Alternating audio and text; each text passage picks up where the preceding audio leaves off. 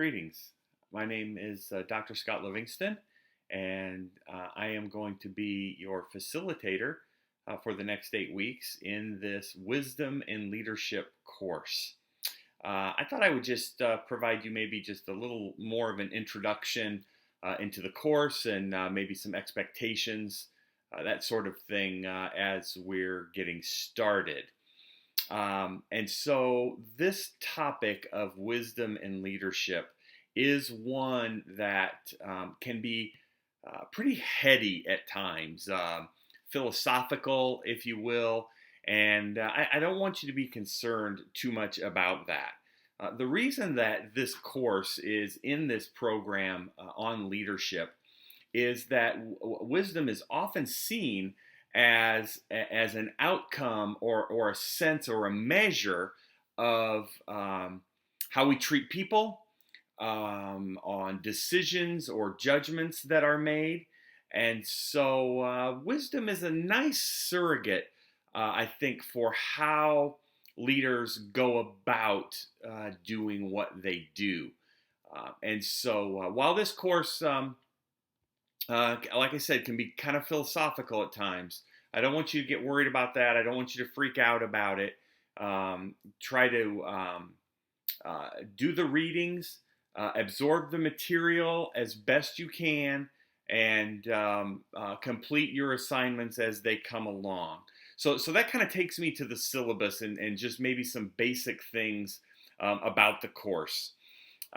You have your syllabus in Learning Studio, so I'm not going to review that in detail.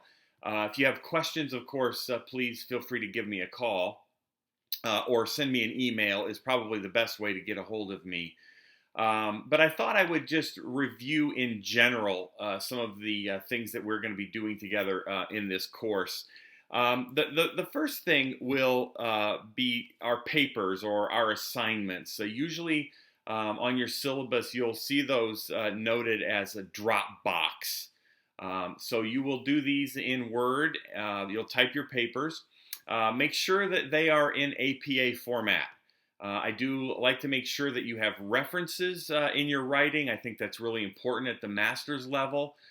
So feel free to use the reading from the course material, or if you want to go and do some other research. I tend to like scholarly research a little bit more than the internet or dictionaries. I think at the master's level, you should be using material that has a little bit of substance to it, and so that is maybe one heads up for you. The second is these assignments tend to come at you pretty fast. We try to give you plenty of time for the reading. We set aside hours for you to do the reading.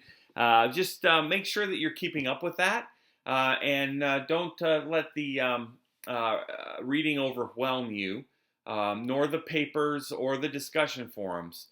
My advice is do the best that you can and move on. I don't accept any late work or assignments. So do the best that you can, get it turned in, and move on to the next assignment. What I found is when students start missing assignments, then they get behind and they're not doing their best quality work over several assignments. Hey, we're all adults here in this program. I know life happens. I know that you have dogs that eat your books and papers, and computers don't work, and all of that stuff just happens. And I get that piece. So just do the very best that you can on each assignment. Turn it in with the amount of time that you have to spend on it, and then just move on. I don't accept late work, no exceptions for any reason. We only have 8 weeks together, and it just moves really fast.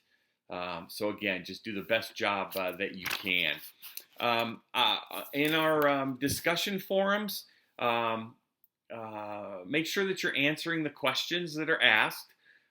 Make sure that you get that response in by the 4th day, your initial post, and then respond to 2 of your peers. When you're responding to your peers, make it substantive. It doesn't have to be long, but it does need to be more than just one sentence that says, I agree with you. I'd like for you to really think about what they've said and enter a substantive reply. If you want to use things from your reading to support your thought, I think that's great. I encourage that as well. Have some fun with this class. We're going to do a lot of different things. We're going to write a few papers. We're going to take a look at a case study early on in the course. We're going to do a presentation and post a video. So all of those pieces, so it'll be very, very dynamic as we work through it. I think the last tip that I will give you is look at the workshop assignments early in the week, early on day one, if that's possible for you.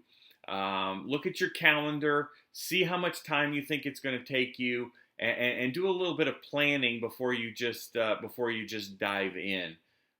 Each of the workshops is 15 to 17 hours a week. That's been running pretty close to what most students find they spend in the course. And so I think if you plan accordingly, you'll do really well. I look forward to being with you. If I can help in any way, please don't hesitate to contact me. That's what I'm here for. Enjoy the journey, and I'll see you on the other side.